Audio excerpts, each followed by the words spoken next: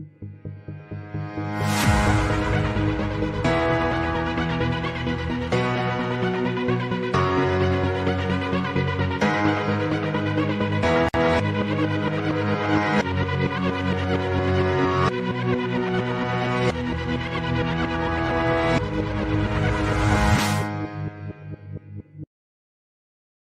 sommes avec Fabrice Dia, qui est un acteur de développement de notre économique pour rebâtir Nazan, qui travaille à Thiès depuis une dizaine de décennies. C'est quelqu'un qui a battu aujourd'hui un empire dans l'imprimerie, dans le matériel de consommation bureautique, informatique, et qui essaie, entre autres, aujourd'hui, cette structure qui d'abord mettre l'ensemble d'innovation, puisque beaucoup aujourd'hui d'acteurs informatiques sont passés par l'intercontinental de Lagos et qui aujourd'hui a formé, a accompagné, mais également a employé. Aujourd'hui, on est dans un problème, dans un tournant décisif, c'est-à-dire le Conseil présidentiel sur l'emploi et l'insertion socio-professionnelle présidé par le chef de l'État Macky Sall hier au Diamniadio. En tant qu'acteur, aujourd'hui on parle de 450 milliards pour la création d'emplois. Et quand on parle de création d'emplois, on parle du secteur privé. Et aujourd'hui, vous, en tant qu'opérateur, en tant que des gens assermentés dans le milieu, comment vous voyez cette question de l'emploi, 450 milliards, l'État? Aujourd'hui, quelle est la lecture que vous faites par rapport à cette situation? C'est ça, permettez-moi tout d'abord de souhaiter la bienvenue à l'intercontinental de Lagos. Vous souhaitez également un bon mois de Ramadan. Votre question est pertinente. La question de l'emploi a toujours été une question d'actualité. Dans tous les pays du monde, il y a un problème récurrent de l'emploi dû à la conjoncture internationale qui est difficile partout. Maintenant, il y a une situation, disons, kafkaïenne en Afrique, parce que l'Afrique, c'est la dernière frontière du développement. L'Afrique, c'est les ressources naturelles, 3/4 des ressources naturelles sont encore en Afrique. Ce sont encore les terres arables. Et donc, le problème de l'emploi pouvait être réglé en Afrique, je pense. Maintenant, par rapport au Sénégal, je pense qu'il y a des raisons. Et la première, je pense que c'est le manque de structuration du marché de l'emploi. C'est-à-dire que l'offre et la demande d'emploi ne se rencontrent pas. Il y a également un problème de compétences, de formation, et aussi le problème de la croissance, du déclin de la croissance. Maintenant, ce qui se passe, c'est que le Conseil présidentiel sur l'emploi est un bel exemple qui montre que les autorités prennent à bras le corps ce problème. Et c'est un problème qui peut être réglé. S'il y a un engagement, comme je l'ai constaté des autorités, nous pouvons régler ce problème parce que les leviers pour créer de l'emploi existent. Je pense tout d'abord à l'agriculture. Je pense que l'agriculture est un très bon levier. L'agriculture et également la transformation des produits agricoles. Je donne un exemple très simple. En ce moment, la Chine a un besoin de 85 millions de tonnes de soja importées des États-Unis, du Brésil et de l'Argentine. Et maintenant, je pense que ça, par exemple, c'est une niche à explorer. Comment développer la culture du soja et pas seulement exporter le soja, parce qu'il faut créer de la valeur ajoutée, il faut créer des emplois, produire le soja, transformer sur place et puis après exporter en Chine. Je pense que la Chine est un très très gros marché sur lequel on peut s'appuyer pour en tout cas développer des secteurs qui peuvent absorber le maximum de gens. Il y a également le fait qu'on peut développer des partenariats publics-privés. C'est-à-dire que les partenariats publics-privés permettent en fait de rassembler les ressources humaines, les ressources financières pour créer une plateforme financière qui financer des projets qui impactent de manière durable sur le développement. Je pense qu'il n'y a pas de secret.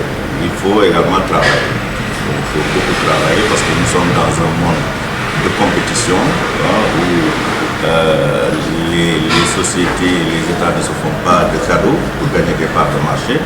Donc, dans les secteurs où on a des avantages concurrentiels, on doit en fait investir dans ces secteurs-là pour créer des sociétés qui peuvent accéder au marché international. Parce que pour créer de la valeur ajoutée, pour créer le développement, il faut exporter.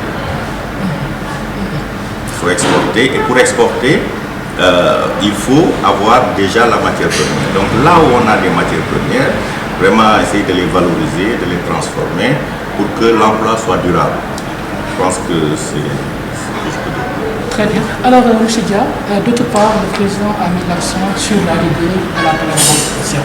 Puisqu'on sait aujourd'hui, par rapport à la commande publique, par rapport au secteur privé, il y a beaucoup de pratiques. Puisqu'aujourd'hui, il a même mis l'accent pour que ces organisations, à savoir l'ANPER, le FONOSIP, 3FPT, puissent travailler en connivence pour prendre à bras le corps la question des financements. Qui finance pour vous? Qui finance? À mon avis, oui, c'est une très bonne question parce que d'habitude, quand on parle d'emploi des jeunes, les gens pensent qu'il faut donner le financement à des jeunes. Je pense qu'il faut augmenter les capacités des acteurs économiques qui sont déjà sur le terrain, qui ont créé des emplois, qui ont une certaine expérience. Je n'ai rien contre le fait que, parce qu'il y a des jeunes qui sont talentueux aussi, surtout au niveau des startups, mais je pense qu'il faut orienter vers des leaders qui ont déjà fait le preuve dans le monde. Et encore une fois, je pense que pour créer des emplois, il faut aller vers la production. Le commerce, c'est un secteur qui est bien, mais en fait, c'est le tertiaire. D'abord, il faut le secteur secondaire qui est l'industrialisation. Et ça, à mon avis, c'est une question cruciale. Et vous mettez toujours l'accent sur l'agriculture qui est une chaîne de valeur assez importante pour quand même pouvoir créer des emplois, mais également la valeur ajoutée avec les exportations. Aujourd'hui, comment vous, en tant qu'opérateur, vous voyez cette question liée toujours à l'entrepreneuriat, surtout des femmes, mais également au financement, les groupements? Comment vous voyez cette question? Oui, je pense que c'est une bonne initiative. De toute façon, l'initiative, elle est très bonne. C'est-à-dire qu'il faut augmenter les capacités des acteurs pour qu'ils puissent créer de la richesse et en créant de la richesse, ils créent des emplois. À mon avis, vous savez, la Chine, c'est l'atelier du monde, producteur. Et si vous produisez au Sénégal, si vous devez importer déjà les matières premières, avec le coût de l'électricité, la législation du travail qui n'est pas flexible, alors c'est difficile de compétir avec les importations. Mais dans l'agriculture, la Chine n'est pas compétitive. La Chine importe. Nous, on a de l'eau, on a la terre. On a des jeunes qui sont braves, qui bravent la Méditerranée pour aller travailler en Espagne et en Italie. Alors, ça c'est une richesse. Moi je pense que la plus grande richesse qu'on a, c'est cette jeunesse-là qui en veut, qui veut travailler. Maintenant, il faut juste créer un cadre, un réceptacle pour qu'ils puissent faire ce qu'ils veulent, c'est travailler. Mais également, M. Dia, aujourd'hui, quand on parle de matériel didactique, vous êtes dans le secteur de la papeterie, également de la librairie, entre autres. Les contrefaçons, souvent, quand même, arrivent à polluer le marché et à freiner quand même le développement de ce secteur aussi. Ça aussi, c'est un autre problème. Bon, Intercontinental, c'est connu, ce sont les fournitures scolaires, les fournitures de bureau. Mais si je vous dis, M. Sarr, que moi, depuis 15 ans, je n'ai pas de marché public, vous n'allez pas me croire.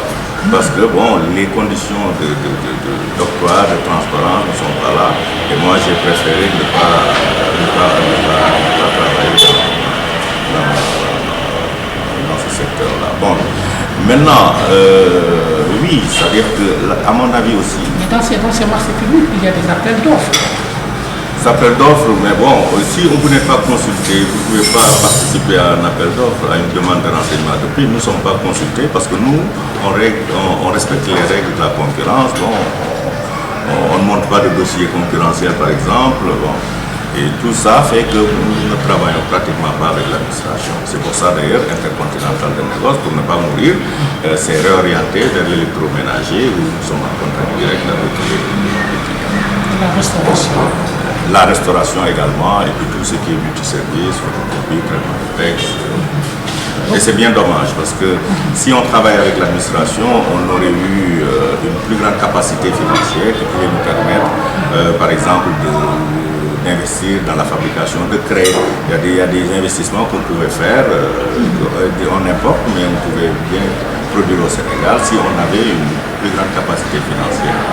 Alors, avec tous ces emplois, vous êtes en règle par rapport aux impôts, par rapport aux taxes, par rapport à la législation en cours. Aujourd'hui, vous ne bénéficiez pas de marché public. Comment vous sortez à part aujourd'hui l'électroménager et la restauration? Oui, bon, on se bat.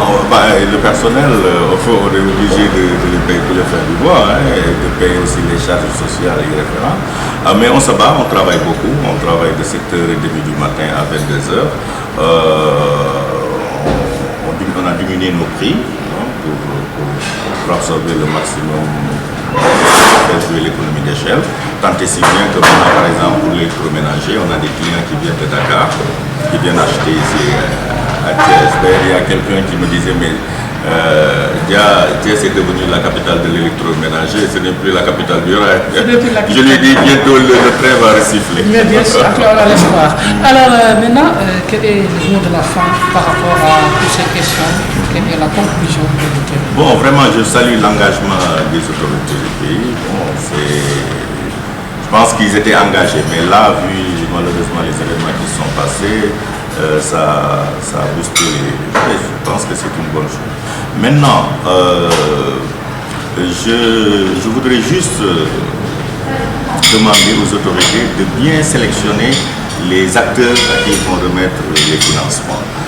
Il faut que également les projets soient des projets économiquement rentables, pour que ça soit durable.